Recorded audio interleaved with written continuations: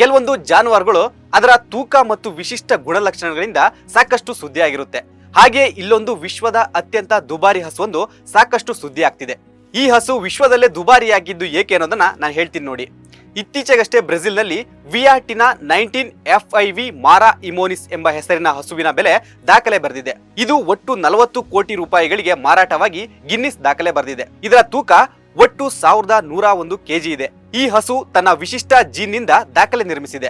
ಇದರ ಆಕರ್ಷಕ ಮೈಕಟ್ಟು ನೋಡುಗರನ್ನ ತನ್ನತ್ತ ಸೆಳೆಯುತ್ತಲೇ ಇದೆ. ಇದು ಚಾಂಪಿಯನ್ಸ್ ಆಫ್ ದಿ ವರ್ಲ್ಡ್ ಸ್ಪರ್ಧೆಯಲ್ಲಿ ಮಿಸ್ ಸೌತ್ ಅಮೆರಿಕಾ ಪ್ರಶಸ್ತಿಯನ್ನ ಗೆದ್ದುಕೊಂಡಿದೆ. ಅಲ್ಲದೆ ಅತ್ಯಂತ ದುಬಾರಿ ಹಸು ಎಂದು ಗಿನ್ನಿಸ್ ಬುಕ್ ಆಫ್ ರೆಕಾರ್ಡ್ಸ್ ನಲ್ಲಿ ಸ್ಥಾನ ಗಿಟ್ಟಿಸಿಕೊಂಡಿದೆ. ವಿಯಾಟಿನ 19 FIV ಮಾರಾ ಇಮೋನಿಸ್ ಹಸು ಭಾರತೀಯ ಮೂಲದ ತಳಿ ಅನ್ನೋದು ಮತ್ತೊಂದು ವಿಶೇಷ. ನೆಲ್ಲೂರು ತಳಿಗೆ ಸೇರಿದ್ದಾಗಿದೆ. ನೆಲ್ಲೂರು ತಳಿಯ ಹಸುಗಳು ದೊಡ್ಡ ಸ್ನಾಯುಗಳನ್ನ ಹೊಂದಿರ್ತವೆ. ಇವು ಬೃಹತ್ ಗಾತ್ರದ ಹಸುವಿಗೆ ಪ್ರಸಿದ್ಧಿ ಪಡೆದಿವೆ.